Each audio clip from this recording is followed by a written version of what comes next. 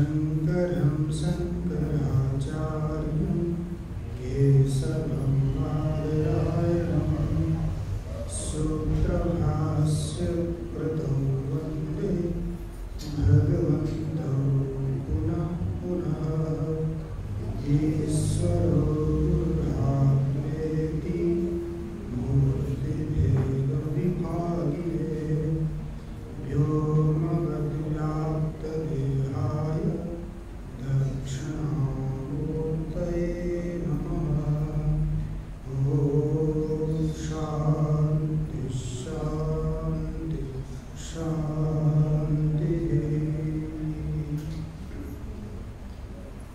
सच्चिदानंद भगवान को, सद्गुरुदेव भगवान को, सत्संग परिवार को, राष्ट्रदेव पशुपतिनाथ को, वैदिक सत्य सनातन धर्म को। ओम नमः पार्वती पते हर हर हर महादेव।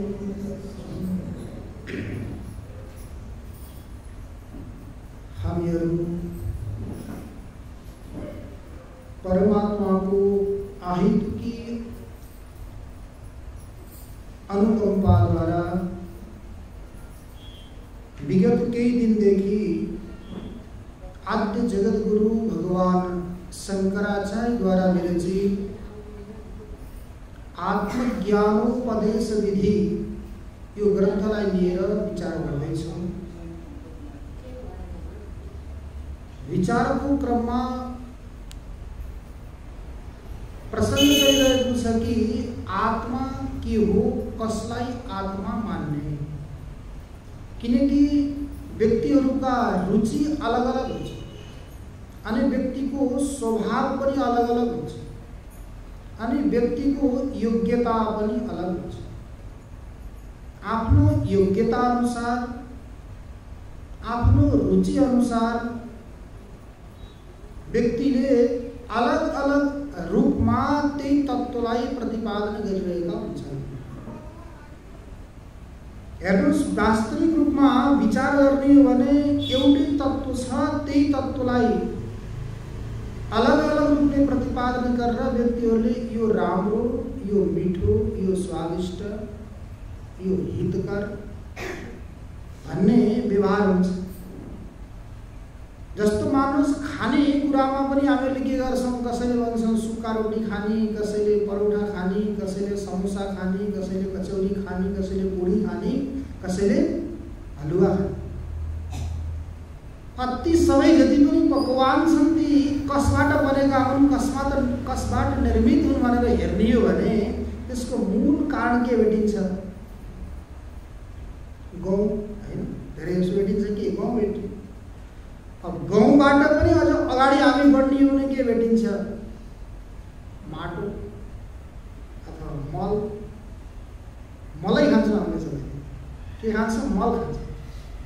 मल भेटिन्छ, माटो भेटिन्छ। माटोबाट पनि अगाडि चर्चा गर्न जाने हो भने पानी भेटिन्छ। पानीबाट पनि अगाडि चर्चा गर्ने हो भने तेज भेटिन्छ। तेजबाट अगाडि बढ्ने हो भने वायु भेटिन्छ। वायुबाट अगाडि बढ्ने हो भने आत्मा भेटिन्छ।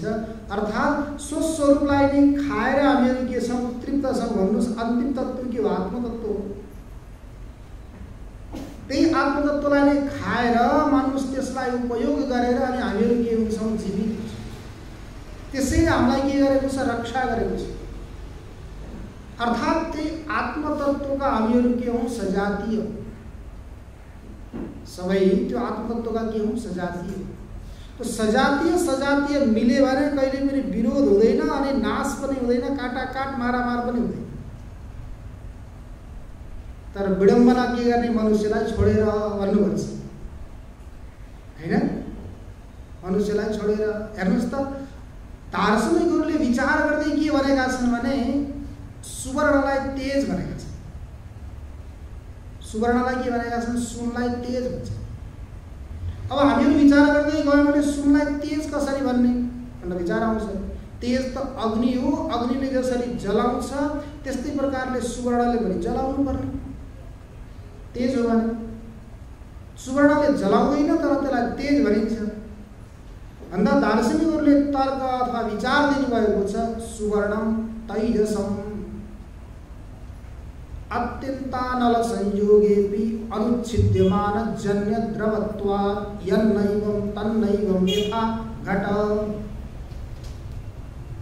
सुवर्णम तैजसम अर्थात सुवर्णमा तैजसत्वको सिद्धि गर्दैछ। सुवर्ण तेज हो। किन सुवर्ण तेज हो? सुन किन तेज हो भन्दा अत्यन्त अनल संयोगेपि, अनल भनेको अग्नि, अग्निका साथ अत्यन्त संयोग भयो भने त्यो सुवर्णमा के आउँछ? द्रव। द्रव भनेको तरल पदार्थ पग्लिन्छ। यतिकै सामान्य अग्निले पग्लिँदैन, अत्यन्त अनलको संयोग भयो भने त्यो पग्लिन्छ। त्यही भएर सुन तताउँदै गरेको पगाल्दै गरेको देख्नु भएको छ होला नि। त्यहाँ गएर हेर्नुभयो भने के हुन्छ? त्यसको त्यहाँको तेज हो अत्यन्त तीव्र हुन्छ। कति हुनुपर्छ त्यो कुरो त अब वहीँ गएर सोध्नुपर्ने हुन्छ, तर धेरै हुन्छ, यति मात्र भयो। तो अत्यन्त अग्निका साथ संयोग भयो भने त्यसमा द्रव उत्पन्न हुन्छ। अब त्यो द्रव जति अग्निका साथ संयोग भए पनि नष्ट हुँदैन। सुनलाई जति अग्निमा तताए पनि यदि शुद्ध छ भने त्यसमा कमी आउँदैन, त्यो नाश हुँदैन, बल निक्लिएर गएर उ रहन्छ। तो अत्यन्त अनल संयोगेपि अनुच्छिद्यमान जन्य द्रवत्वाद, तो उत्पन्न भएको जो द्रवत्व हो त्यो कस्तो छ? अनुच्छिद्यमान छ, नष्ट नहुनेवाला छ। उच्छिद्यमान भनेको विनाश हुने, अनुच्छिद्यमान भनेको विनाश नहुने। यहाँबाट के सिद्ध भयो? अग्निको सजातीय रहेछ सुवर्ण।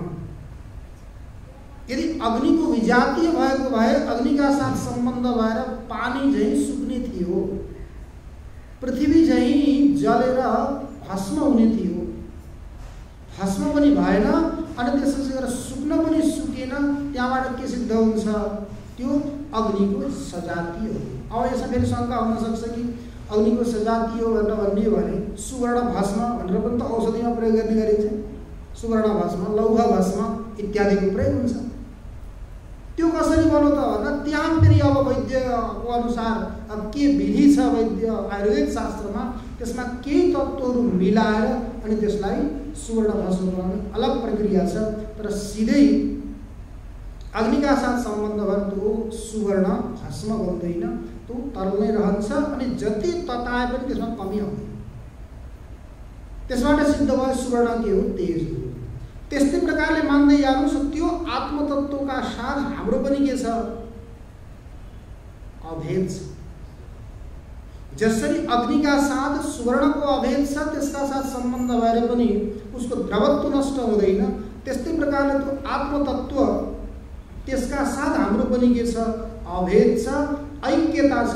जबसम्म त्यसलाई प्राप्त गर्न सकिँदैन, एकमै भइँदैन, तबसम्म हामी रोगी छौँ। त्यसलाई प्राप्त गर्यो भने अनि बल्ल गएर स्वस्थ हुन्छ। अब त्यो स्वस्थतालाई सम्पादन गर्नको लागि के गर्नु पर्यो? त्यो त अत्यन्त सूक्ष्म छ, सिधै उसलाई जान्न सकिँदैन, सिधै उहाँ पुग्न सकिँदैन। त्यो भएर स्थूल पदार्थहरूको ज्ञान गर्दै यो पनि आत्मा होइन, यो पनि आत्मा होइन, यो पनि आत्मा होइन भनेर अनात्म पदार्थहरूलाई निषेध गर्दै गर्दै गर्दै अन्तिममा गएर त्यो निषेधावधि जहाँ गएर निषेध सम्भव हुँदैन, निषेधको जो अवधि हो, निषेधको जो सीमा हो, त्यो नै आत्मतत्त्व भनेर हामीले जान्नुपर्ने हुन्छ। अब त्यसलाई कस्तो छ, के छ भनेर कसैले सोध्यो भने यो मोबाइललाई देखायो भने, यो माइकलाई देखायो भने अङ्गुली निर्देश गरेर देखाउन सक्छ। त्यो के हो? अनुभूतिको विषय। जसले अनुभव गर्यो उसले नै त्यसलाई जान्यो। अनुभूति गरिसकेपछि अरूलाई बताउँछु भन्यो भने पनि त्यसको अनुभव व्यक्त गर्न उसको त छोडिदिनुहोस् हैन, त्यसको छोडिदिनुहोस्। हामीले कुनै के भयो,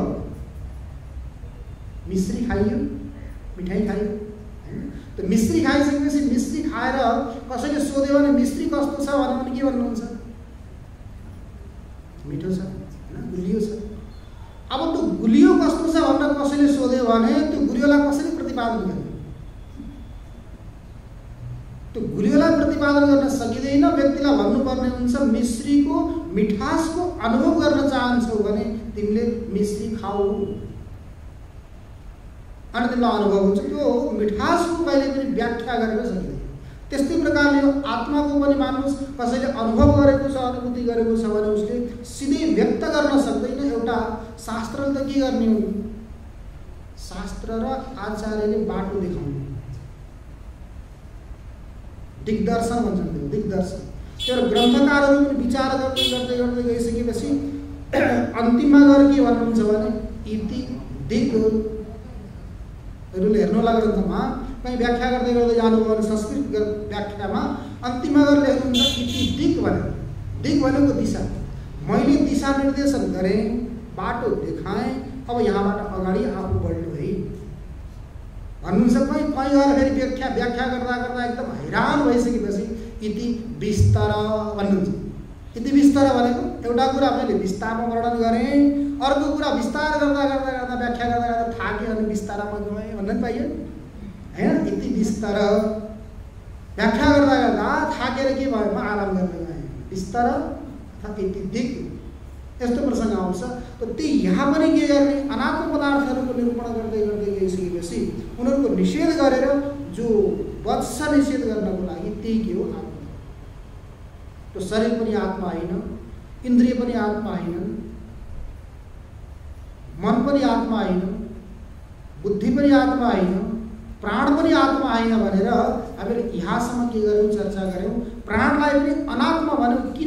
किनकि त्यो प्राण पनि जाग्रतबाट स्वप्नमा, स्वप्नबाट सुसुप्तिमा अनेक ठाउँमा गइरहन्छ अनि आउने र जाने क्रम पनि गर्छ। त्यो आउने र जाने काम कसमा हुन्छ, जो वस्तु परिच्छिन्न हुन्छ, सीमित हुन्छ, त्यसैमा आउने र जाने हुन्छ।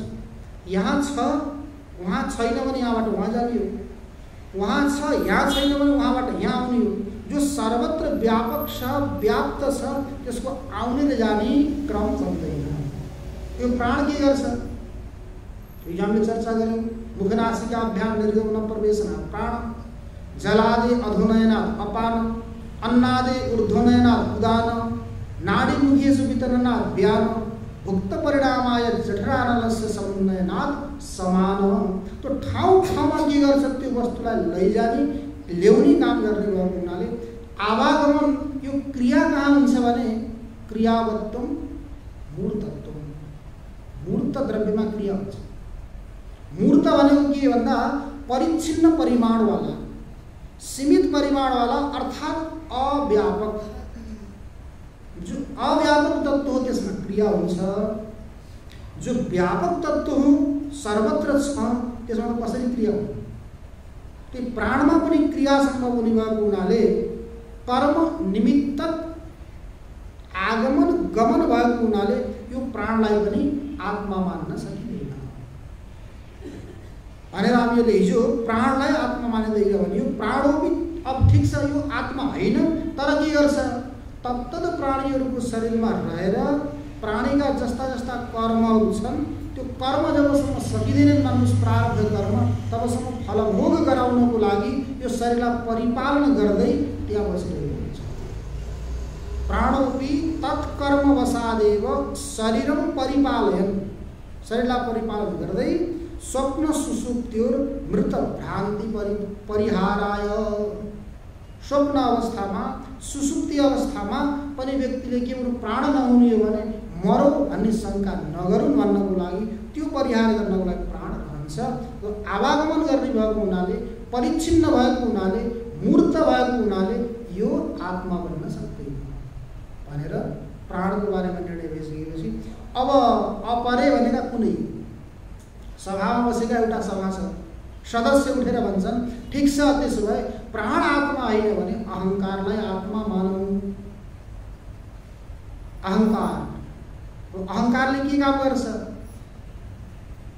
हुन त हाम्रो अन्तःकरण एउटै हो, अति अन्तःकरणका अलग अलग वृत्ति भएको हुनाले, अलग अलग व्यापार सम्पादन गर्ने भएको हुनाले त्यसका नाम अलग अलग, किनकि जस्तो काम हुन्छ त्यही अनुसार नाम हुन्छ।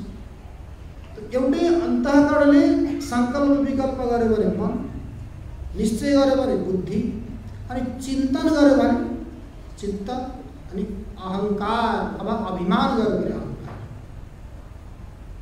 अभिमान गर्ने जो अन्तःकरणात्मिका वृत्ति हो त्यसलाई भनिन्छ अहङ्कार। त्यो अहङ्कारलाई नै के भनौँ, आत्मा भनौँ, किनकि त्यहीबाट अहम इत्यादिको प्रतीति हुन्छ। त्यो अहम नै आत्मा हो भनेर भन्दा अब बिहान पनि हामीहरूको चर्चा चलेको थियो आज आसुरी सम्पत्ति है। आसुरी सम्पत्तिमा सबैभन्दा पहिला के आएको थियो, दम्भो दर्पो धिमानश्च क्रोध पारुष्यमेव च। दम्भ आएको थियो। दम्भको अर्थ बताइएको थियो धर्मध्वजिता। धर्मध्वजिता भनेको धर्म त भित्रबाट गरेको होइन, धर्मको ध्वजा भनेको झन्डा बोकेर हिँडेको। धर्मको झन्डा बोकेर हिँड्ने नि म धर्मात्मा हुँ भनेर भन्ने यही के हो, अहङ्कार हो। धर्म गरेको छैन, तर धर्म ध्वजिता भनेको धर्म देखाउनको लागि, धर्मात्मा बन्नको लागि हिँड्यो त्यसलाई के भनिन्छ, दम्भ। दम्भ त्यसको नाम हो धर्मध्वजिता। यही हो अहङ्कार। अर्थात् अहङ्कारको भावनाले हजुरले के गर्नुहोस्, दान गर्नुहोस्। अहङ्कारको भावनाले अथवा देखाउनको लागि धर्म गर्नुहोस्, देखाउनको लागि कर्म गर्नुहोस्, देखाउनको लागि योग गर्नुहोस्, देखाउनको लागि तपस्या गर्नुहोस्, देखाउनको लागि व्रत गर्नुहोस्। यसले हजुरको लक्ष्य हो त्यो सिद्ध हुन्छ। यो आसुरी सम्पत्ति। यो आसुरी सम्पत्तिले मानिस कहिले पनि त्यो सत्य स्वरूप परमात्माको साक्षात्कार गर्नको लागि सहयोग गर्दैन। यो त प्रतिबन्धक, रोक्नेवाला। त्यस्तै प्रकारले अब विद्यामा अहङ्कार अभिमान, जातिमा अभिमान, कुलमा अभिमान, धर्ममा अभिमान, मानमा अभिमान, यी सबै के हुन्, अहङ्कार। यस्तो प्रकारको आत्मस्वरूपको साक्षात्कार गर्नको लागि प्रतिबन्धक जो आत्माको नजिकमा बसेर रोकिदिने काम जसले गर्छ, त्यस्तो अहङ्कार कसैले आत्मा बन्न सक्छ? यो त आत्मतत्त्वको साक्षात्कार गर्नको लागि, स्वस्वरूपको अनुभूतिको लागि प्रतिबन्धक भयो।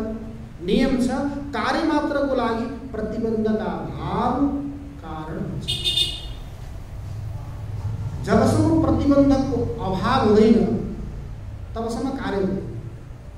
प्रतिबन्धक भनेको कार्य गर्नको लागि रोक दिने। तर अहङ्कारले के गर्छ, त्यो त अहङ्कार ममकार रहित, अहङ्कार र ममकारबाट के रहित, अहङ्कार ममकारबाट रहित भएको आत्मतत्त्वलाई साक्षात्कार गर्नको लागि यो अहङ्कार के हो, प्रतिबन्धक हो। तो प्रतिबन्धक हुने भएको हुनाले अहम इत्यपि च आत्मा न भवति। अहम इत्याकार अहङ्कार हो, त्यो अहङ्कार पनि आत्मा हुन सक्दैन। किनकि सर्वै आत्मत्वेन अभिमतोऽपि प्रत्यगात्म विवेकरहितैः दृश्यत्वात् घटादिवत्। सर्वैः आत्मत्वेन अभिमतोऽपि, सबैले त्यो अहङ्कारलाई आत्मा भनेर अभिमान गर्छन्, मानेका छन्, स्वीकार गरेका छन्।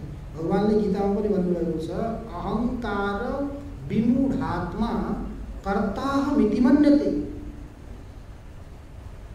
अहङ्कारले विमूढ भएको जो आत्मा त्यसले के भन्छ, अहम कर्ता भन्छ।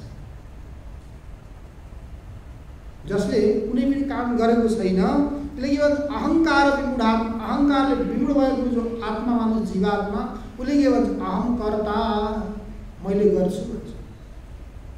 तो मैले गर्छु भने कर्तृत्वको अभिमान जसमा हुन्छ, त्यो कर्तृत्वको अभिमानले युक्त भएको त आत्मा बन्दैन। किनकि आत्मा त को हो, कार्योपाधि अनि कारणोपाधिबाट जो रहित छ। उपाधि कार्यको होस् अथवा कारणको होस्, प्रतिबन्धक हो। कार्यरूपी उपाधिलाई लियो भने ईश्वर, कारणरूपी उपाधिलाई लियो भने ईश्वर, कार्यरूपी उपाधिलाई लियो भने जीव। कार्योपाधि रयम जीव, कारणोपाधि ईश्वर, कार्य कारणतां हित्वा पूर्णबोधो वशिष्यते। कार्यरूपी उपाधिलाई धारण गर्यो भने त्यसलाई जीव भनिन्छ, कारणरूपी उपाधिलाई धारण गर्यो भने त्यसलाई ईश्वर भनिन्छ, अनि कार्य र कारणरूपी उपाधिलाई परित्याग गर्यो भने अनि बल्ल त्यो के हो, शिव हो, आत्मा हो। अब अहम कर्ता भनेर हिँडेको छ, मैले गर्ने हुँ, म कर्ता हुँ भने त आत्मा कसरी गर्नु? तर अहंकार जो हो त्यो आत्मा बन्न सक्दैन, किनकि उले आत्मत्वेन अभिमतोपि आफूलाई आत्मा माने तापनि प्रत्येक आत्माको विवेकबाट रहित छ। प्रत्येक आत्मा भनेको शुद्ध चैतन्य। शुद्ध चैतन्य भनेको कुनै पनि उपाधिसँग सम्बन्ध नभएको, उपाधिबाट रहित भएको, त्यो प्रत्येक आत्माको विवेकबाट रहित भएको हुनाले अनि यो अहंकार के छ, दृश्य पनि छ, देखिन्छ कि देखिँदैन। केही राम्रो काम गर्यो सफल भयो भने के भन्छ, मैले गरेको भन्छ हैन। अनि बिग्रियो भने चुप्प लाएर बस्छ। केही बिग्रियो गडबडी भयो भने के भन्छ, चुप्प लाएर बस्यो। अनि केही राम्रो भयो भने मैले गर्दा भएको हो, मैले गरेर पो यो सम्पन्न भयो, सफल भयो, म नभएको भए यो हुने थिएन भनेर भन्छ। सबै ठाउँमा त्यही पनि हुने गर्छ। विशेष गरी अन्य पनि कुनै कार्य गर्दै गर्दा हजुर सफल हुनुभयो भने के भन्नुहुन्छ, मैले पुरुषार्थ गरेको थिएँ, मेरो यस्तो प्रारब्ध थियो, त्यो भएर मलाई राम्रो भयो, मैले गरेँ। नराम्रो भयो भने अनि भगवानलाई दोष दिने त्यहाँ परमात्मालाई, ए भगवान पनि यस्तै हुन्, मैले यति परिश्रम गरेँ तैपनि म सफल हुन सकिनँ, तिनको दोष हो भनेर भगवानलाई दोष दिन्छ। त्यस्तै गरी अन्य कार्यमा पनि विशेष गरी यो विवाहको कार्यमा हुन्छ। विवाहको जो जोडाइदिने व्यक्ति हुन्छ नि, के भन्छन् बिचमा लमी, हो त्यो लमीलाई पनि बिचरा समस्या पर्छ। तिनीहरूको बनो भने उनीहरूले केही पनि गर्दैनन् लमीलाई, हाम्रो प्रारब्ध यस्तै थियो, हामी एकदम मिलनसार थियौँ, तर हाम्रो घरबार जम्यो, राम्रो भयो। अनि कथनचित भगवानले त्यस्तो नगर्नुहोस् है, नगर्नु, कथनचित बिग्रिहाल्यो भने उसले के भन्छ, अरे त्यो मान्छेले फसायो गएर न, त्यो मान्छेले गएर अमुकले फसायो। बिचरा कसले फसाउने त हाम्रो प्रारब्धले फसेको, तर त्यो व्यक्तिले हेर्दैन। अर्काको मात्र के गरेको हुन्छ दोष। त्यो सफल भयो भने आफ्नो पुरुषार्थले भयो, परिश्रमले भयो, असफल भयो केही भयो भने अमुक व्यक्तिले गर्यो, यस्तो प्रकारको यो अहंकार, त्यो अहंकार कहिले पनि आत्मा हुन्न। यावत् स्यात् स्वस्य सम्बन्धो अहंकारेण दुरात्मना तावन्नले समात्रापि मुक्ति वार्ता विलक्षणा। जहिलेसम्म जीवात्मामा यत्किंचित लेस छ अरे त्यो अहंकारको थोरै मात्र रह्यो भने, यावत् स्यात् स्वस्य सम्बन्ध अहंकारेण दुरात्मना, त्यो दुरात्माका साथ अहंकारको यत्किंचित थोरै पनि सम्बन्ध भयो भने तावन्न लेस मात्रोपि, त्यो व्यक्तिले म मुक्त हुन्छु भनेर सोच्न यत्किंचित लेस पनि नसोचे हुन्छ। भित्र अहंकार छ भने म मुक्त हुन्छु भनेर यत्किंचित पनि कल्पनै नगरे, स्वप्न पनि नदेखे हुन्छ भनेपछि त्यस्तो मुक्ति हुनको लागि प्रतिबन्धक भएको त्यो अहंकार अनि कसरी आत्मा बन्न सक्छ? तर अहंकार आत्मा हुन सक्दैन। अहंकार नाम गरेको एउटा ग्रह हो अरे, ग्रह। अहंकार नाम गरेको ग्रह, त्यही भएर ग्रह काट्ने भन्छ, ग्रह काट्ने। तर के गर्नु पर्यो अरे, ग्रह काट्नु पर्यो। कुन ग्रहलाई काट्ने? अरू ग्रहलाई काट्ने होइन, त्यो अहंकार रूपी जो ग्रह लागेको छ हामीलाई, त्यो अहंकार रूपी ग्रहलाई काट्यौँ भने अनि बेला हाम्रो मार्ग प्रशस्त हुन्छ। अरू ग्रहलाई बाहिर काट्नु थालेको जस्तो हुँदैन हजुर। दशम ग्रह भन्दा यो त 11 मा आउने भयो, दशम त अर्कै थियो त। अहंकार त जामाता दशम ग्रह हो त भन्नुहुन्न। अब श्राद्ध पक्ष चलेछ, ज्वाइँलाई भान्जालाई बोलाएर खुवाउनु पर्छ, कहाँ त्यस्तो भन्नुहुन्छ? दशम ग्रह भन्नु भयो शान्त गर्नु पर्यो, खुवाउनु पर्छ। अहिले त के आयो, अब अर्को आयो झन् एकादश अहंकार ग्रह। त्यही भएर भगवान शंकराचार्य भन्नुहुन्छ, अहंकार ग्रहानुमुक्त स्वरूपमुपपद्यते चन्द्रवद विमल पूर्ण सदानंद स्वयं प्रभ। अहंकार ग्रहानुमुक्त, अहंकार रूपी ग्रहबाट जो व्यक्ति मुक्त भएको छ त्यही स्वरूपम उपपद्यते, आफ्नो स्वरूपलाई पनि प्राप्त गर्न सक्छ। कसरी भन्दा चन्द्रवद विमल पूर्ण सदानंद स्वयं प्रभ। पूर्णिमाको चन्द्र झैँ त्यो के हुन्छ, पूर्ण भएर सदानंद स्वरूप स्वयं प्रभ, उसलाई प्रकाशित गर्नको लागि अन्य कुनै प्रकाशको अपेक्षा आत्मबोधमा भगवान शंकराचार्य भन्नुहुन्छ, नदीपस्यान्यदीपेच्छा यथा स्वात्म प्रकाशने दीपलाई प्रकाशित गर्नको लागि अन्य कुनै दीपको अपेक्षा अन्य दीपको अपेक्षा गरेर त दीपक नै होइन। त्यस्तै स्वबोधे नान्य बोधेत छ यथा स्वात्म प्रकाशने स्वको बोध भयो, आत्मतत्वको साक्षात्कार भयो भने अन्य कुनै वस्तुको बोध गर्ने उसलाई इच्छा, अन्यको पनि इच्छा गर्ने बोध गर्ने इच्छा भयो, यताउता दौडिरहेको छ भने मान्नुहोस् त्यसलाई स्वको बोध भएको छैन। त्यही भएर कतिपय व्यक्तिहरू के भन्छ, हामी वहाँ पनि गयौँ, वहाँ पनि गयौँ, वहाँ पनि गयौँ, धेरै प्रयास गऱ्यौँ, के गऱ्यौँ, आजभोलि प्रसिद्ध छ नि एउटा, हजुरले धेरैले गर्नुभएको होला,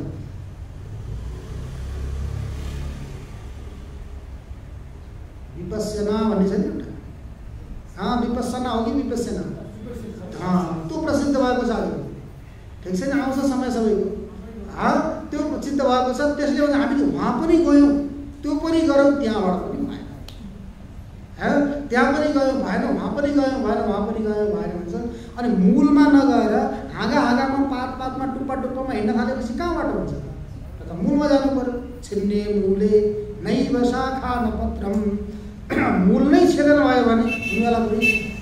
और मूल भनेको चाहिँ के, त्यही भएर बताइएको छ धर्म वेदो किलो धर्ममूलम, सम्पूर्ण धर्मको मूल भनेको के हो, वेद। अब त मूलमा जानु पर्यो, मूलमा गइसकेपछि बोध हुन्छ, वहाँ गयौँ त्यो पनि बोध भएन, वहाँ गयौँ त्यो पनि बोध भएन। त्यस्तै एकजना कोही विरक्त सन्त भक्त सम्पूर्ण घरबाट अनि त्यसपछि घरका सम्बन्धित व्यक्तिहरूबाट विरक्त भए, अब यसरी भएन, आत्मतत्वको साक्षात्कार गर्नु पर्यो, कहाँ गएर हुन्छ त भनेर घरबाट निक्लिनुहुन्छ। निक्लिसकेपछि त अब सुरुमा कहाँ गएर हुन्छ भन्नु पर्यो, वहाँ गएर हुन्छ कि वहाँ गएर हुन्छ कि वहाँ गएर केही दिन बस्नुभयो, वहाँ गएर केही दिन बस्नुभयो, खुब चर्चा भयो, त्यहाँका क्रियाकलापहरू पनि सम्पन्न गर्नुभयो। गर्दै गर्दै गएपछि कहीँ 1 वर्ष, कहीँ 2 वर्ष, कहीँ 4 वर्ष, कहीँ 5 वर्ष, कहीँ गएर पनि केही फरक परेन। सन्यासीका पनि गए, उदासीनका पनि गए, त्यसपछि गएर अघोरीका पनि गए, कहाँ जानु थियो, सबै ठाउँ वैरागीहरूका पनि गइसकेपछि केही लागेन। अब उनलाई एकदम त्यहाँबाट के भयो, घृणा हुन थाल्यो यी शास्त्रमा, अनि साधुहरूले परमात्मा हुनुहुन्छ, परमात्माको दर्शन हुन्छ भनेर भनेका छन्, मैले कहीँ गएर पनि पाइनँ, यो बेकार रहेछ भनेर एकदम हैरान भएर सबै छोडेर एक दिन कहीँ बाटोमा हिँड्दै थिए। अब बिचरा शरीर धारण गरेर हिँड्दै गरेपछि त भोक लाग्ने भयो होइन, भोक लागिसकेपछि अब केही लिएर किनेर खानु पर्यो भनेर किराना पसलमा, त्यो बाटोमा कहीँ किराना पसल रहेछ, त्यो किराना पसलमा पुग्नुभएछ।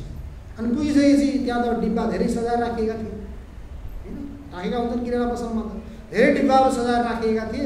त्यसमा गएर उहाँले सोध्नुभयो यो डिब्बामा के छ, अनि यसमा जिरा छ, यसमा के छ, यसमा धनिया छ, यसमा के छ, मरिच छ, यसमा के छ, चकलेट छ, यसमा मिश्री छ, जो छ सबै डिब्बालाई देखाउँदै सोध्दै गरेपछि यो छ, यो छ, यो छ, सबै डिब्बा हेरे,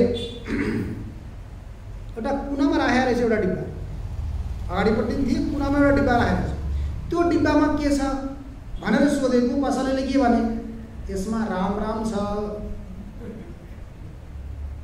अनि उनले कुरो बुझेनन्, ती फकिरले कुरो नबुझेपछि मैले कुरा बुझिनँ, के भन्नुभयो हजुरले, यसमा राम राम छ, राम राम छ मतलब राम राम छ केही पनि छैन, खाली छ, यसमा चकलेट छ, यसमा जिरा छ, यसमा मरिच छ, यसमा धनिया छ, के छ, तर यसमा के छ, केही पनि छैन, खाली छ। अब त्यसलाई बल्ल बोध भयो, ओहो भगवान्लाई राख्नको लागि, रामलाई राख्नको लागि त खाली हुनुपर्ने रहेछ डिब्बा, जुनमा अनेक प्रकारका वस्तुहरू बसेका छन्, त्यहाँ त वस्तु छन्, त्यो वस्तुबाट खाली भयो भने अनि बल्ल त्यसमा रामको निवास हुने रहेछ। म यति जन्म जन्मान्तरका यी संस्कार, यी वासना, यी अहङ्कार, यी अभिमानलाई लिएर हिँडेको छु, अनि कसरी मैले राम त्यो तत्त्वको साक्षात्कार गर्न सक्थेँ। र त्यहाँबाट निर्णय भइसकेपछि म अमुक कुलको हुँ, अमुक जातिको हुँ, अमुकको पिता हुँ, अमुक सम्प्रदायको हुँ भन्ने पनि सारा अहङ्कारलाई परित्याग गरेर अनि उनले आत्मतत्त्वको साक्षात्कार गरे। अर्थात् के बुझ्छ यहाँबाट, त्यो आत्मतत्त्वको साक्षात्कार गर्नको लागि पहिला हामीहरूले भएर जो राखेका छौँ डिब्बामा, पात्रमा, त्यसलाई के गर्नु पर्यो, खाली गर्नु। त्यही खाली गर्ने क्रममा अब अस्ति हामीहरूले प्रसङ्ग सुरु त गरेका थियौँ, श्लोकको सामान्य अर्थ भयो, पछि भरौँला भनेको थियो, आजै भन्न पर्ला जस्तो छ। पुस्तक विमोचन हुने क्रममा को हुनुहुन्थ्यो? हजुरहरूले सुन्नु पनि भएको होला। त्यहाँ प्रसङ्ग के छ भने जीवात्मा र परमात्माको संवाद छ। जीवात्मा र परमात्माको संवादमा परमात्माले आएर जीवात्मालाई यति झकझगाउनुहुन्छ कि निदमा व्यक्ति उठ्दैन नि, नउठेपछि हल्लायो, नउठेपछि पानी राखिदियो, त्यही पनि उठ्दैन। त्यस्तै गरी परमात्माले के गर्नुभएको छ, जीवात्मालाई खुब झकझगाउनुहुन्छ। त्यो झकझगाउँदा पनि ऊ जाग्दैन है। त्यो प्रसङ्गमा वहाँ वेदान्तमा के हुन्छ, माता मिति अनि मेय हुन्छ नि, प्रमाता प्रमिति अनि प्रमेय। मानुष यही अहङ्कारले जो युक्त हुन्छ त्यही प्रमाता हो। अहम अहम इत्यादि जो युक्त भयो त्यसलाई के हो नि, प्रमाता कर्ता। अनि प्रमिति भनेको ज्ञान, अनि प्रमेय भनेको जसको ज्ञान गरिन्छ त्यो विषय। त्यहाँ भगवान श्री कृष्ण र माता यशोदाको संवाद छ।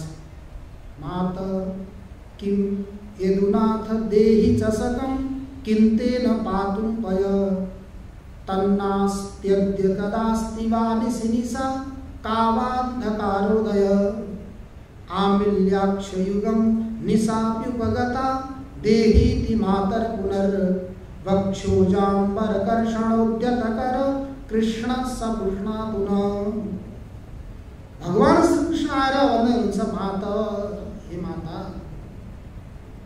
अनि माता यशोदाले भन्नुहुन्छ किम यदुनाथ, हे यदुनाथ तिमीलाई के चाहियो, मलाई किन याद गरेका छौ, तिमीलाई के आवश्यकता भन्दा भगवान श्री कृष्णले के भन्नुहुन्छ, देही चषकम, माताजी मलाई गिलास दिनुस्, गिलास चाहियो, देही चषकम। अनि माताजीले सोध्नुहुन्छ बाबु तिमीले त गिलास लिएर के गर्छौ, के काम छ तिमीलाई त्यो गिलासको भन्दा भगवान श्री कृष्णले भन्नुहुन्छ पातुं पयः, माताजी म दुध पिउन चाहन्छु। हेर्नुहोस् त आजभोलिका छोराछोरीलाई, नानी बाबुहरूलाई दुध खुवाउनुको लागि कति परिश्रम गर्नुपर्छ, खाऊ खाऊ भनेर घुमाउनुपर्छ। तर त्यो बेलामा भगवान श्री कृष्ण के हुन्थ्यो, के गर्नुहुन्थ्यो, आफै माग्न, त्यहाँ माग्न जानुभएछ। माग्ने कहाँ हो र, नभनिकन जानुहुन्थ्यो चोर्न। हजुरहरूले पनि चोर्नु भएन भन्नुहोस् त। बाल्य अवस्थामा दूध, त्यसपछि माथि लागेको तर, घिउ निकालेर खानु भएन। गाई भैँसी बाँध्ने घरका खानुभयो होला। म त भगवान श्री कृष्णको दाजु होइन, भगवान श्री कृष्ण दाजु म त होइन। अब अहिले अर्कै नाम भए तापनि मेरो वास्तविक जन्मदाता त त्यही हो होइन। भगवान श्री कृष्ण दाजु बसी मैले त खुब चोरी गरेर खाएँ, बडा आनन्द। दुधको उसमा राखेको पनि म तरकारी अनि त्यसपछि घिउ पनि खाने। घिउ पनि विशेष गरी के गर्थेँ भने त्यो मोही पार्ने बेलामा पिताजीले मोही पार्दै हुनुहुन्छ, बनाउँदै हुन्छ, नजिकै बस्ने। अहिलेपछि घुम्न गयो ठ्याक्क त्यो निकाल्ने बेलामा आउने हो कि नजिक। त्यो चिसो भएपछि खाने होइन, त्यो ननिगो पनि तातै हुनु पऱ्यो। चिसो भएपछि नखाने, त्यो ननिगो पनि तातो छ भने अनि त्यसपछि त्यही खाने। पायो त्यसै खाने, नपायो त्यस्तै पऱ्यो, भोक लाग्यो भने निकालेर पनि खाने होइन। एउटा कुरो। अर्को कुरो के छ भने वास्तविक खानेकुरा निकालेर खानुभयो त्यसलाई चोरी भनिन्छ। अरू कुरा चोर्नु भयो भने कुरो अलग छ, तर खानेकुरा हजुरलाई भोक लागेको छ, कहीँ राखेको छ, आफ्नो भोक निवृत्ति गर्नको लागि निकालेर खानुभयो भने त्यो चोरी हो। फेरि जहाँ कहीँ चोर निकाल्न जानु होला नि, फेरि जहाँ कहीँ भोक लागेको छ भने पसलमा निकाल्न जानु भने फेरि के हुन्छ, मुस्किल हुन्छ। त्यो खाने। अब भगवान श्री कृष्णले के गर्नुहुन्छ, पातुं पय। अहिले दुध पिलाउनु मुस्किल छ, समस्या यो पनि हो। पहिला दुध पनि शुद्ध पाइन्थ्यो, घिउ पनि शुद्ध थियो, अनि खाना मिठो हुन्थ्यो। अनि बजारका खटपट खाने चिज थिएन, यो प्रचलन थिएन। अब आजकल के हो, बजारिया चिज खाँदा खाँदा यी नानी बाबुहरूको जिउमै अर्को, त्यही चिज पाए खान्छन्, घरको चिज खाँदैनन्। किनकि अहिले घिउ पनि शुद्ध छैन, दुध पनि शुद्ध छैन, किन खाऊ, शुद्ध पाइन्थ्यो। त्यही भएर भगवान श्री कृष्णले भन्नुभयो पातुं पयः, दुध पिउन चाहन्छु माताजी, मलाई दुधको लागि गिलास दिनुहोस्। अब भगवान श्री कृष्ण यस्तै दिउँसो जानुभएको थियो होला जस्तो लाग्यो माताजीसँग, यशोदा मैयासँग। अनि यशोदा माताजीले भन्नुहुन्छ तन्नास्ति अद्य, बाबु तिम्रो लागि अहिले दुध छैन, तिम्रो भागको जो दुध हो मैले तिमीलाई बिहानै तताएर दिएँ, अब अहिले दुध छैन। अब भगवानले सोध्नुभयो कदा, माताजी अहिले दुध छैन भने मेरो दुध मैले अब कहिले पाउँछु त, कहिले मलाई दुध मिल्छ? तन्नास्त्यद्य तदास्ति वा निसी। माताजीले के भन्नुभयो? निसी। निसी भनेको रात्रि। रात पर्यो भने गाई दुहुन्छौँ, अनि गाई दुह्यो भने तिमीले उतैको तातै खाएछ भने खाउला, यता ल्याएर तताएर खाने खाउला, त्यो बेलामा मिल्छ, अहिले मिल्दैन भनिसकेपछि अब भगवान श्रीकृष्णलाई अचम्म लाग्यो कि निसी आयो भने दुध मिल्ने रहेछ। निसी भनेकी को हुन्? निशाकार। तन्नास्त्यद्य तदास्ति वा निसी निशा कावान्धकारोदय। निशा का माताजी ती निशा भनेकी को हुन्? कसकी छोरी हुन्, कसकी बुहारी हुन्, को हुन्, कहाँबाट आउँछिन्? तिनी आयो भने दुध मिल्ने रहेछ, तर बताउनुहोस् त भन्दा माताजीले भन्नुहुन्छ अन्धकारोदय। अन्धकारको उदय हुने के हो? रात्रि हो। अर्थात् अँधेरोलाई के भनिन्छ? निशा भनिन्छ। अँधेरो भयो, निशा आयो भने आइन भने अनि तिमीले दुध पाउँछौ भनेर भनिसकेपछि भगवान श्रीकृष्ण एकैछिन बोल्नु भएन, मौन भएर बस्नु। मौन भएर बसेर के गर्नुभयो? दुईटी आँखा बन्द गर्नु। आमिल्याक्षी युगम। आँखा बन्द गर्नुहोस् त, के हुन्छ? दुईटी आँखा बन्द गरेपछि अन्धकार आयो कि आएन? आमिल्याक्षी युगम निशाप्युपगता देहीति मातर पुनर्। भगवान श्रीकृष्णले आँखा बन्द गरेर बस्नुभयो अनि भन्नुहुन्छ हजुरले भन्नुभएको थियो निसी भनेको रात्रि, अन्धकारको उदय भयो भने दुध पाइन्छ भनेर। माताजी अन्धकार निशा आइन भनेर बक्षोजाम वरकर्षणोद्यतकर कृष्ण सपुष्णातुन। रात्रि आइन, निशा आइन, मलाई दुध दिनुहोस् भनेर माताजीले लगाएका कपडालाई तान्दै यता र उता खिच्दै परेशान गर्ने यस्ता श्रीकृष्ण भगवानले हामीहरूको रक्षा गर्नुहोस्। बक्षोजाम वर कर्षणोद्यतकर कृष्ण सपुष्णातुन। यस्ता परेशान गर्ने सताउने भगवानले के गर्नुहोस्? हाम्रो रक्षा गर्नुहोस्। यसको के हो त रहस्य भन्दा माता भनेर जो पहिला सम्बोधन गर्नुभएको छ नि भगवानले, माता भनेर जीवात्मालाई भन्नुभयो, हे जीवात्मा, हे परमाता। आएर जीवलाई सम्बोधन गर्दै भगवानले भन्नुहुन्छ माता, हे जीवात्मा भनेर उठाउँदै हुनुहुन्छ। उठाउँदै गर्दा बोलाउँदै गर्दा जीवात्माले भन्छ पनि किम यदुनाथ, हे यदुनाथ, हे भगवान, मलाई किन याद गर्नुभयो? के काम पर्यो हजुरलाई भन्दा भगवानले के भन्नुहुन्छ? देही चषकम, मलाई गिलास देऊ। त्यो गिलास भनेर भगवानले कुनै सुनको, चाँदीको, स्टिलको, चरेसको कुनै पनि गिलास माग्नु भएको होइन। भगवानले माग्नु भएको हृदय रूपी गिलास, हृदय रूपी पात्र, हृदय रूपी कटौरा। तिम्रो जो हृदय छ, अन्तःकरण छ, त्यो मलाई देऊ। देही चषकम। अनि कर्ताले जीवात्माले सोध्छ होइन यो मेरो हृदय लएर, हृदय रूपी गिलासलाई कटौरालाई लएर हजुरले के गर्नुहुन्छ भनेर भन्दा भगवानले के गर्नुहुन्छ? पातुम पय, म दुध पिन चाहन्छु। दुध भनेको पनि सामान्य गाई भैँसीको दुध होइन। कुन? सर्वोपनिषदो गावो दुग्धा गोपालनन्दनम पार्थो वत्स सुधीर भोक्ता दुग्धम गीतामृतम महत्। त्यो दुध म पिन चाहन्छु, सामान्य होइन। सर्वोपनिषदो गावो, सम्पूर्ण उपनिषदहरू के हुन्? गाई हुन्। अनि ती गाईलाई दुहुने गोठालो को त भन्दा भगवान श्रीकृष्ण। अनि त्यो गाईलाई पगार्ने पौराउने को? पार्थो वत्स, बछडो बाछुको अर्जुन। अनि त्यो दुधलाई पिउने व्यक्ति को हुन् त भन्दा सुधीर भोक्ता, जसको राम्रो बुद्धि छ, विचारशील छन्, तिनी व्यक्तिले पिउने हुन्। त्यस्तो प्रकारको गीता रूपी जो अमृत, त्यो अमृत रूपी दुध मैले त्यो हृदय रूपी गिलासमा कटौरामा राखेर पिउन चाहन्छु। त्यो गरेर मलाई तिमीले त्यो गिलास देऊ, त्यो हृदय देऊ भनेर भगवानले आएर भन्नुहुन्छ हामीलाई सबैलाई। त हामीले भगवानलाई के भन्छ? तन्नास्ति अद्य। अहिले कहाँ हजुर कहाँ जान फुर्सद छ मलाई? यो मन, यो हृदय हजुरलाई दिन कहाँ यो अवसर छ? अहिले त मैले केही कमाउन सक्दैछु, केही गर्दैछु, हात पनि बलिया छन्, खुट्टा पनि बलिया छन्। केही कमाएर ल्याएर दियो भने घरका मान्छेले पनि मलाई खुब मान सम्मान गर्छन्। तातो खाने कि चिसो खाने कि के गर्ने कसो गर्ने भनेर सोध्दैछन्। अहिले त घरमा मेरो सोधनी पुछनी हुँदैछ।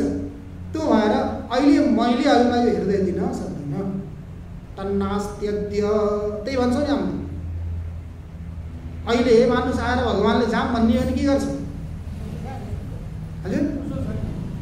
जाम भन्ने हो भने फुर्सद छैन होइन, छोराको विवाह गर्नु छ, छोरीको विवाह गर्नु छ, अथवा नाति नातिनीको विवाह गर्नु के छन् अनन्त छ। ती अनेक भएको कारणले गर्दा भगवान्ले जाम भने पनि हामीले के गर्छौँ, त्यही भएर तन्नास्ति अद्य, मलाई अहिले फुर्सद छैन, किनकि यावत वित्तोपार्जन शक्त तावत निज परिवार रक्त। जहिलेसम्म वित्त कमाउन सकिन्छ तबसम्म यी परिवारका व्यक्तिले के गर्छन्, तिनीहरूसँग राग छ, माया छ, स्नेह छ, प्रेम छ, तिनीहरूलाई छोडेर म कसरी जान सक्छु, अहिले म जान्छु भन्दा भगवान्ले फेरि सोध्नुहुन्छ त्यसमा कहिले दिन्छौ पनि मलाई त्यो हृदय रूपी गिलास तिमीले कहिले दिन्छौ भन्दा त्यो जीवात्माले के भन्छ, निसी। निसी भनेको जहिले मेरा इन्द्रियले काम गर्न सक्दैनन्, आँखाले हेर्न सक्दैनन्, अनि त्यसपछि कानले सुन्न सक्दैनन्, हातले समात्न सक्दैनन्, खुट्टा हिँड्न सक्दैनन्, केही यो नित्य अनित्य हो, के कर्तव्य हो, के अकर्तव्य भन्ने कुरो निर्णय गर्न सकिँदैन, त्यो बेलामा बल्ल हजुर कहाँ जाने हामी। त्यही भएर के भन्छौँ, भजन गर्ने, कीर्तन गर्ने, सत्सङ्ग गर्ने, जप तप गर्ने कसले, बुढाले होइन, वृद्ध भइसकेपछि न बालकले हो न यौवनले, जवानले होइन त्यो गर्नु। त्यही भएर प्रचलन छ बुढाको काम हो, बुढो भएपछि गर्ने हो। तर भगवान्लाई पनि हामीले भन्छौँ तन्नास्त्यद्य, अनि भगवान्ले सोध्नुहुन्छ तदा कहिले त नि भन्दा निसी। निशा उत्पन्न भयो भने अर्थात् रात्रि। कठोपनिषदमा सुन्नुभएको छैन हजुरहरूले, वाजस्रवस नचिकेताका पिता वाजस्रवसले यज्ञ गर्नुभएको थियो। यज्ञ गर्ने क्रममा गौशालामा गाई टन्नै थियो उहाँ। अनि गाईहरू के गर्नुहुन्थ्यो भने ब्राह्मणलाई दान दिने बेलामा त्यहाँ मन्त्र आउँछ, दुग्ध दोहा दग्ध तीर्णा निरिन्द्रिया। दग्ध दोहा भनेको दुध दिइसकेका, अब दिन नसक्ने। दग्ध तीर्णा भनेको घाँस पनि खान नसक्ने, घाँस खाइसकेका। अनि दुग्ध दोहा दुध दुइसकेका, अब दिन दुध पनि दुख्न सकिँदैन। यस्ता गाई छानेर रोजेर अनि वाजस्रवसले ल्याएर ब्राह्मणलाई दिँदै हुनुहुन्थ्यो। राम्रा राम्रा गाई गौशालामा राख्ने, अनि नराम्रा राम्रा दुध दुइसकेका, खान नसक्ने, अनि इन्द्रियहरू नष्ट भइसकेका, शिथिल भएका यस्ता गाईलाई ल्याएर दान दिँदै हुनुहुन्थ्यो। दिँदै गर्दा नचिकेतालाई अत्यन्त दुःख भयो।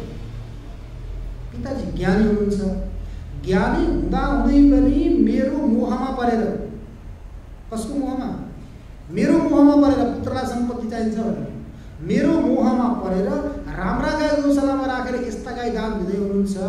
यो कारणले गर्दा पिताजीको राम्रो गति हुँदैन, अधोगति हुन्छ। पिताजीलाई सम्झाउनु पर्यो भनेर नचिकेता साहस गरेर वाजस्रवसको नजिकै गएर भन्नुहुन्छ, हजुरले सबै त सम्पत्ति दान दिँदै हुनुहुन्छ पिताजी, म पनि हजुरकै सम्पत्ति हुँ, मलाई कलाई दिनुहुन्छ,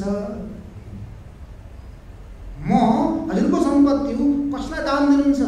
एक पटक सोधे नचिकेताले, दुई पटक सोधे, तीन पटक सोधिसकेपछि नचिकेताका पिताजीलाई रिस उठ्यो। रिस उठेपछि के भन्नु, मृत्यवे त्वां ददामीति, मृत्युलाई दिन्छु तँलाई। हालात यहाँ मलाई यस्तो प्रश्न सोध्दैछस्, तँलाई पनि कहीँ मैले दान दिने हो, गाईको दान दिएको भनेर भन्दै गर्दा अब नचिकेताले के भने, ठिक छ पिताजी, हजुरको बाणीलाई मैले व्यर्थ गर्न चाहन्न, अनर्थ गर्न चाहन्न, हजुरको इच्छा अनुरूप म अब हिँडेँ भनेर नचिकेता कहाँ जानुभयो होइन, यमराजलाई जानुभयो। त्यो हजुरलाई सबैलाई थाहा छ, जानुभयो, 3 दिनसम्म बस्नुभयो। भोकै बसिसकेपछि यमराजले फेरि 3 दिनसम्म ब्राह्मण मेरो घरमा अतिथि बनेर आएर बस्यो, केही पनि मैले दिन सकेँ। ब्राह्मणको यति डर हेर्नुहोस् त, यमराज पनि डराएर भयभीत भयो। ब्राह्मणको पुत्र मेरो घरमा 3 दिनसम्म केही नखाइकन केही नपिकन बसेको छ, मेरो ढोकामा आएर घरभित्र पनि गएर नचिकेता, त्यसको अतिथि बनेर गएको हुँ, घरका व्यक्ति नभएपछि घरभित्र पनि नगइकन बाहिरै ढोका बाहिर। त धन्न यमराजले 2टा ढोका बनाएर एकजनाको काम बन्यो। 2टा ढोका थिए र जुन ढोकामा नचिकेता बसेका थिए त्यहाँबाट नगएर एउटा त ब्राह्मण, अर्को 3 दिनको भोको, त्यसले त जलाइदिन्छ।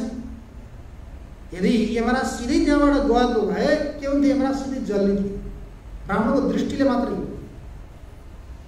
अनि त्यो डरले यमराज के गरे, त्यहाँबाट नगएर अर्को ठाउँबाट लुकेर भित्र गएर अनि त्यसपछि ती अतिथि 3 दिनसम्म आएर त्यहाँ बसेका छन्, तिमीले केही खुवाइनौ भनेर आफ्नो देवीलाई भन्दै गर्दा मैले त कति प्रयास गरेँ, उनले केही पनि खाएन।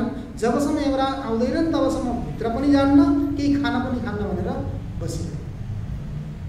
अनि त्यसपछि उसले दृढ निश्चय गरिसकेपछि अन्तिममा गएर ती वरहरू पनि सबै भइसकेपछि अन्तिममा नचिकेतालाई यमराजले के भन्दैछ? प्रलोभन, लोभ दिए। तिमीले यो माग, तिमीले यो माग, तिमीले यो माग, यस्ता चिज माग जो स्वर्गमा देवतालाई पनि उपलब्ध छैनन्, ती पनि मैले दिन्छु। इमा रामा सरथा सतुरिया नहि तृषा लभ्यनिया मनुष्यै आभिर्मत प्रत्ताभिः परिचारयस्व नचिकेता मरणं मानुप्राक्षी। यो मरण सम्बन्धी प्रश्न तिमीले नगर। यस्ता यस्ता यी स्वर्गमा देवताले प्राप्त गर्न नसक्ने उनीहरूले उपभोग गर्ने वस्तुहरूलाई मैले पनि तिमीलाई दिन सक्छु। अरे तिमी कति वर्षसम्म बाँच्न चाहन्छौ, आयु पनि माग, सम्पत्ति पनि माग, सारा माग, भोग्य पदार्थ पनि माग भन्दै गर्दा नचिकेताले के भन्दैछ? मलाई लोभ नदेखाउनुहोस्, प्रलोभनबाट म लोभी भएर यताउता गर्नेवाला छैन। वरस्तु मे वर्णीय सैव। यदि वर दिन चाहनुहुन्छ भने हामीले 3 भन्नुभएको छ, 3 दिनसम्म बसेको छु, त्यसको बदलामा 3 वर भन्नुभएको छ। दिन चाहनुहुन्छ भने मैले जो मागेको छु त्यो दिनुहोस्। यी विषयहरूको हजुरले जति पनि मलाई प्रलोभन दिनुभयो यी त कस्ता हुन्? जरयन्ति तेज।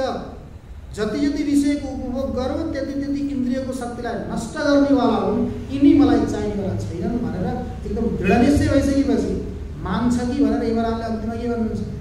यही तत्त्व सोध्नका लागि, जान्नका लागि देवताहरू पनि मेरा आएका थिए। देवताहरूलाई मैले बताएँ तर उनीहरूले पनि जान्न नसकेर गए। अत्यन्त कठिन छ, यसको बारेमा धेरै आग्रह अथवा दुराग्रह नगर भनेर भन्दा अब नचिकेतालाई झन् विश्वास। त्यो तत्त्वलाई हजुरले जान्नुभएको रहेछ निश्चित, होइन? जान्नुभएको छ। त्यो तत्त्व हजुरबाट नजाने मैले अरू कहीँबाट जान्नै सक्दिनँ। त्यो भन्दा त्यही तत्त्वको बारेमा प्रतिपादन गर्नुहोस्। त्यो आत्मतत्त्व भनेको के हो? मरिसकेपछि अथवा यहाँ गइसके त्यसको के स्थिति हुन्छ, त्यसको के अस्तित्व छ, कस्तो हुन्छ भन्ने कुरो भनिसकेपछि अनि अन्तिममा गएर बल्ल नचिकेतालाई यमराजले उपदेश दिएर पठाउनु भएको छ। त्यस्तै यहाँ पनि जीवात्माले परमात्मालाई के भन्छ? तन्नास्ति अद्य। हजुरको लागि मैले त्यो दिन सक्दिनँ, अहिले पालो समय छैन भनेर भन्दै गर्दा कहिले दिन्छौ त भन्दा निशा। बुढो भइसकेपछि कसैको काम नलागेपछि बाजश्रवसले जसरी गाई दिएका छन् त्यस्तै प्रकार। अनि के गर्ने त? बुढो भइसकेर केही काम नभइसकेपछि अनि के गर्ने? घर में हो गई खटपट, चलो बाबा के मठपट भन। अनि वहाँ गयो। अनि वहाँ गइसकेपछि के हुन्छ? जहिलेसम्म काम गर्न सक्ने थियो, समर्थ थियो, त्यो बेलामा आएन। केही गर्न नसक्ने भएपछि त्यसलाई पनि कति दिनसम्म राखिँदैन मठमा। यहाँ केही गरोस् नगरी त हानि कुरो भएन। त्यो तन्नास्त्यद्य कदास्ति वानिसी निशा कावान्धकारोदय। अन्धकारको उदय भयो भने अनि बल्ल परमात्मामा जाने। त्यो भुल हामीहरूले नगरौँ, किनकि सत्सङ्ग सुन्नको लागि बस्नु पऱ्यो, जप गर्नको लागि सिधा बस्नु पऱ्यो। माला घुमाउनु पऱ्यो, हातले मालै घुमाउनु छोड्यो भने के जप गर्ने? त्यो पनि शक्ति चाहियो।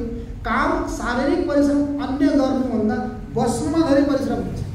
तर अहिलेदेखि के गरौँ? परिश्रम गरेर बस्ने अभ्यास गरौँ, परमात्माको चिन्तन गरौँ। बुढो भएपछि गर्ने हो भन्ने कुरो नगरौँ। भन्ने हो भने फेरि अब यहाँ सबै त्यस्ता भएर आइएको छ, होइन? अरू कोही पनि छैन। त्यो पनि प्रेरणा दिनु पऱ्यो। घरमा यदि कोही छन् सानातिना भनेदेखि तिनीहरूलाई पनि 2 समय मिल्दैन भने 1 समयमा, होइन, थोरै समय मिलाएर, किनकि नयाँ पिँढीलाई हामीले प्रेरणा दिएनौँ। अनि यस्तै गरी प्रकृतिको नियम हो, जाँदै जाँदै गइरह्यो, आउने मान्छे आनन्द के भयो? खाली समाज। त्यो भएर के गर्नु पर्यो? नयाँलाई पनि प्रेरणा दिनु पऱ्यो, बोलाउनु पऱ्यो। अब आमिल्याक्ष युगम भगवान् श्रीकृष्णले के गर्नुभयो? माताजीले भनिसकेपछि, परमात्माले भनेपछि भगवान्ले के भन्नु? आमिल्याक्ष युगम भनेको 2टा आँखा बन्द गर्नु। 2टा आँखा भनेको एउटा प्रत्यक्ष प्रमाण अनि अर्को अनुमान। धेरै त प्रत्यक्ष प्रमाण बलवान हो, अनि प्रत्यक्षले काम गर्न सकिँदैन। अनुमानले हामीले के गर्छौँ? एउटा प्रत्यक्ष प्रमाणले देखेको वस्तुलाई मान्छौँ, अनि अर्को सिधै देखिएर भने अनुमान लगाउँछौँ, यस्तो होला उस्तो होला। यी 2वटा प्रमाणलाई सहारा बनाएर हामीले काम गरेका हुन्छौँ। तर त्यो परमात्मालाई साक्षात्कार गर्नको लागि प्रत्यक्ष प्रमाण पनि छोडिदिनुहोस्, अनुमान प्रमाण पनि छोड्नुहोस्। कसको सहारा लिनुहोस्? श्रुतिको सहारा लिनुहोस्। श्रुति प्रमाण, किनकि निरपेक्ष रव श्रुति, कुनै पनि प्रमाणको अन्यको अपेक्षा नगर्ने यो श्रुति के हो? प्रबल प्रमाण हो। यो प्रमाण लिइसकेपछि अनि बल्ल गएर त्यो सत्स्वरूप परमात्माको अनुभूति सम्भव हुन सक्छ, नभए सम्भव हुँदैन। त्यही भएर श्रुत्यैक गम्य, श्रुति एक श्रुतिबाट त्यो के छ? गम्य छ, प्राप्त गर्न योग्य छ। तर प्राप्त गर्न पनि श्रुतिले पनि के गरिदिन्छ नि, घटेर त पिलाउन श्रुतिले पनि हैन। श्रुतिले पनि के गर्ने, बाटो देखाइदिने हुन्। यहाँ भने अनुरूप हामीले के गर्नु पर्यो, अनुभव गर्नु भएर जबसम्म अहङ्कार छ मान्नुहोस्, यो अहङ्कार बिचमा प्रतिबन्ध भएर बस्यो भने त्यो आत्मतत्त्वलाई साक्षात्कार गर्न सकिँदैन।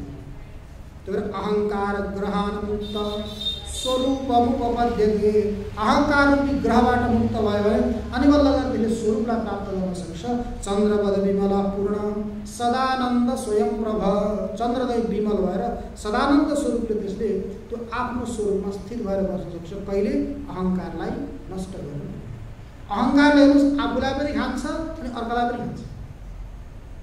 एकजना व्यक्ति कहीँ गाउँमा हिँड्दै थिए, बाटोमा यो गाउँबाट त्यो गाउँमा जाँदै थिए। हिँड्दै गर्दा बाटोमा के रहेछ भने एउटा ढुङ्गो रहेछ। त्यो ढुङ्गो कालो कालो ढुङ्गो। अरू व्यक्तिलाई पनि ठेस लाग्थ्यो होला, ती सज्जनलाई पनि त्यो ढुङ्गामा ठेस लाग्यो। ठेस लागेपछि अरू मतलब नगरी कोही यताबाट कोही उताबाट अनि अय्या आछु भन्दै हिँड्थे, कसैले केही गरेका थिए। तर तिनलाई के भयो भने मलाई यसले दुःख दियो भने अरूलाई पनि दुःख दिन्छ भनेर त्यो कालो ढुङ्गालाई त्यहाँबाट परिश्रमबाट उखेले, लाएर उखेलेर तल गुल्टाइदियो।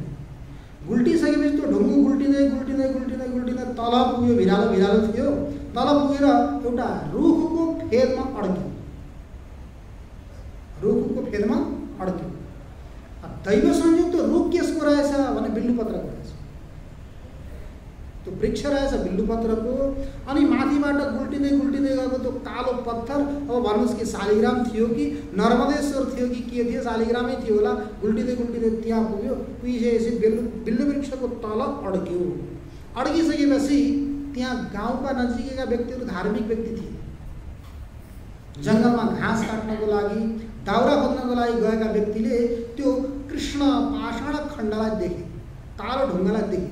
देखिसकेपछि उनीहरूले सोचे, कहाँबाट श्रद्धा जायो, ओहो साक्षात् भगवान कैलाशबाट हामीहरूलाई दर्शन दिनको लागि यहाँ आउनुभएको रहेछ। अब ब्राह्मणलाई बोलाएर यहाँ पूजा सुरु गर्नुपर्ने हुन्छ, भगवानले कृपा गर्नुभयो भनेर के गर्न थाले, त्यो पाषाण खण्डलाई शिवलिङ्ग स्थापित गरेर पूजा गर्न थाले।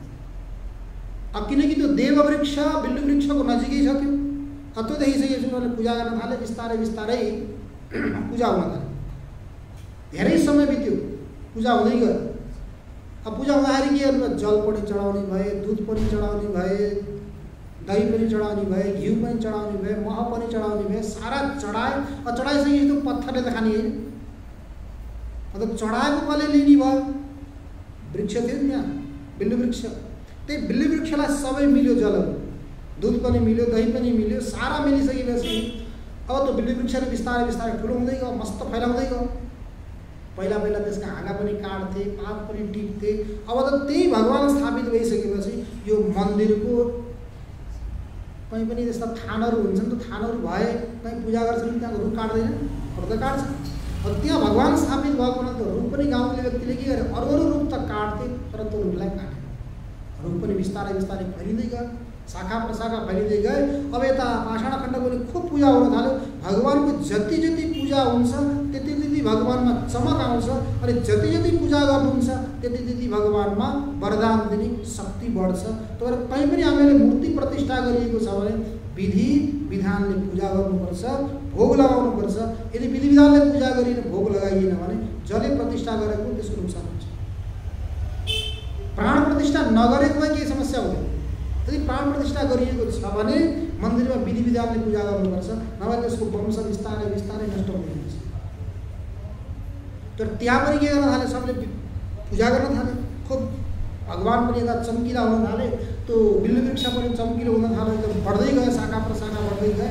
गइसकेपछि एक दिन के भएछ भने ती दुईमा खटपट भएछ। यता त्यो पाषाण खण्डले सोच्ने, मैले गर्दा पो तैँले खान पाएको छस् वृक्षलाई। म नभएको भए कसले ल्याएर जल चढाउँथ्यो, कसले दुध चढाउँथ्यो, कसले दही चढाउँथ्यो, कसले घिउ चढाउँथ्यो, अनि तैँले कहाँबाट खान्थिस्? मेरो कारणले गर्दा तैँले खान पाएको छस् भन्ने पाषाण खण्डले, पाषाणले। अनि यता वृक्षले भन्ने, त त सामान्य दुनियाँको खुट्टामा दुःख दिने ठेस लाउने ढुङ्गो थिइस्, त्यो रोडमा कतिले कुचेर थुकेर हिँडेका थिए, त्यसले केही अस्तित्व थिएन। मेरो सहारामा आइस र पो त पूजनीय भइस्, म बिल्लु वृक्ष हुँ। ममिलो वृक्ष देववृक्ष भएको हुनाले मेरो सहारामा आएको हुनाले त पूजनीय भएको होस्, एक्लै भएको तेरो पनि कुनै अस्तित्व थिएन, त कहाँको भनेर त वृक्षले पाषाण खण्डलाई गाली गर्ने अनि पाषाण खण्डले वृक्षलाई गाली गर्ने गरिसकेपछि के भयो? अब त्यहाँ झगडा गर्दा कति दिन बस्ने होइन? अब यस्तो समस्थिति हुन्छ, झगडा हुँदा हुँदा एउटै कोठामा बस्न नसकेपछि व्यक्ति के गर्छ? बिचरा पर्दा लगाएर पनि बस्छन् होइन? अरू केही सहारा नभएपछि के गर्नु पर्यो? बिचमा पर्दा लगाउने होइन? पर्दा लगाएर बसेका देख्न त देखिन्न, यसो के होस्। त्यस्तै यहाँ पनि नजिकै छन् त्यो पाषाण खण्ड र वृक्ष। अब कसरी बस्ने त बडा समस्या भइसकेपछि एक दिन के भएछ भने पाषाण खण्डलाई कसैले अभिषेक गरेर यसो मल्दा मल्दै अलिकति कमजोर भएछ कि तलबाट गुल्टिँदै आएको होइन? गुल्टिँदै आएको त्यहाँ बसेको थियो, फेरि गुल्टिँदै तल पुगिसकेपछि गाउँका मान्छेहरू पूजा गर्न आउँथे, पूजा गर्नलाई सारा सामग्री लिएर आएको त भगवान् त हुन्। भगवानै नभएपछि के पूजा गर्ने? बेकार भयो। हाम्रो पूजाबाट भगवान् रुष्ट हुनुभयो जस्तो छ। हामीले श्रद्धाले भक्तिभावले गरेनन्, भगवान् कहाँ जानु भनेर चिन्तित भयो। अब केही भक्तहरू त चिन्तित भए, तर गाउँका केही लोभी व्यक्तिहरू पनि थिए, उनीहरू आएका थिए जङ्गलमा। आउँदै गर्दा के गरे? भगवान् भएर पेला सुरक्षा गरेर राखेको। अब भगवानै गइसकेपछि यसको के अस्तित्व? काटो यसलाई, जसरी अरूलाई काटेका छौँ त्यस्तै यसलाई नै काट्यो भनेर उसका शाखा प्रशाखाहरू सबै काटेर मुडुलै भयो, बिचरा यो मुडुलै भयो। अनि उता त्यो पाषाण खण्ड गुल्टिँदै तल नदीको किनारमा बगरमा गएर बसेको रहेछ। त्यो बगरमा गएको एउटा त जुत्ता सिलाउने के भन्छन् त्यसलाई, सार्की नै हो है, मोची भन्छ पनि। त्यो मोची जुत्ता सिलाउने व्यक्ति कहाँबाट घुम्दै त्यो किनारमा पुगेको रहेछ। त्यो चम्किलो टाढैबाट देख्दाखेरि त्यो चिल्लो ढुङ्गो देखिसक्यो, यो त मेरो कामको छ भाइ, अब यसलाई लिएर गयो भने त अनि त्यसपछि गएर उहाँ जुत्तामा ठोकठाक मार्न काम लाग्छ, किला ठोक। यस्तो चम्किलो यो ढुङ्गो कहाँबाट आएछ भनेर उसलाई उठाएर लिएर गएर उता त्यो मोचीले ढुङ्गा ठोक्नेमा काम गर्यो। अनि यतापट्टि के भयो? वृक्ष गाउँका ती व्यक्तिहरू आएर भगवानै नभएपछि यसको के अस्तित्व भनेर काटेर मुडुलै बनाइदिए, नष्ट गरिदिए। यस्तो के को कारणले गर्दा भयो? जहिलेसम्म यिनीहरूमा परस्परमा मिलती थियो, मित्रता थियो, आरामले बसेका थिए, उसको पनि पूजा भएको थियो, उसले पनि खाना पिउन पाएको थियो, दुइटैको काम चलेको थियो। अहङ्कार आयो, त्यो अहङ्कारले के गरिदियो? दुइटैलाई छिन्न भिन्न नष्ट भ्रष्ट गराइदियो। यस्तो नष्ट भ्रष्ट गराउने, दुःख दिने, आराममा भएका व्यक्तिहरूलाई पनि सताउने अहङ्कार कसरी आत्मा बन्न सक्ला? त्यो अहङ्कार आत्मा बन्न सक्दैन। त्यही भएर अहमित्यपि आत्मा नभवति, त्यो अहङ्कार पनि आत्मा बन्न सक्दैन। किनकि त्यो त कस्तो? सुख दुखादि अनेक संसार धर्म विशिष्टत्व, सुख दुखादि अनेक प्रकारका यी धर्महरू छन्, ती धर्महरूबाट त्यो विशिष्ट भएको हुनाले अनि कृष स्थूलादि धर्म विशिष्ट देहवत हामीले के गर्छौँ? अहङ्कार गरेर म मोटो, म पातलो होइन, म सेतो, म कालो, म विद्वान इत्यादि इत्यादि शरीर लिएर अहङ्कार गर्छौँ। त्यो अहङ्कारवाला यी शरीर लिएर अहङ्कार अहमको प्रतीति हुने अहङ्कार आत्मा बन्न सक्छ। अनि प्रश्न भयो कि त्यो अहङ्कार आत्मै होइन भने यहाँसम्म किन चर्चा गरेको थियो नि? देहदेखि लिएर अहङ्कारसम्म शरीरको पनि चर्चा आयो, इन्द्रियको चर्चा आयो, मनको चर्चा आयो, अनि त्यसबाट बुद्धिको चर्चा आयो, प्राणको चर्चा आयो, अहङ्कारलाई पनि आत्मा भन्न चर्चा गऱ्यौँ। यो किन त भन्दा यदि एवं देहादिषु अनात्मसु आत्मत्व शङ्का कुतः, कहाँबाट आयो त भन्दा दृष्टि दृश्य विवेकाभावात्, द्रष्टा र दृश्यको विवेक नभएको कारणले गर्दा यी अनात्म पदार्थमा पनि आत्मा आत्मा भन्ने यस्तो प्रकारको व्यवहार भएको हो, यो प्रतीति भएको, आशंका भएको हो, जसलाई द्रष्टा र दृश्यको विवेक भयो भने यी अनात्मामा आत्मत्वको शङ्का हुँदैन भने यी त आत्मा होइन, अब आत्मा के हो त भनेर प्रश्न हुँदा अब त्यो आत्मा के हो भन्नको लागि द्वितीय पटलमा आएर आत्मा अथ स आत्मा क सुरु भयो प्रश्न। अथ स आत्मा क, त्यो आत्मा को हो त? कसलाई आत्मा भन्ने? यहाँसम्म त अनात्माको चर्चा भयो, द्वितीय पटलमा आएर आत्माको चर्चा हुन्छ। अब त्यो आत्मा के हो भन्ने विषय फेरि भोलिदेखि हामी चर्चा गर्नेछौँ। आजको लागि ओम पूर्णमदः पूर्णमिदं पूर्णात् पूर्णमुदच्यते पूर्णस्य पूर्णमादाय पूर्णमेवावशिष्यते। ओम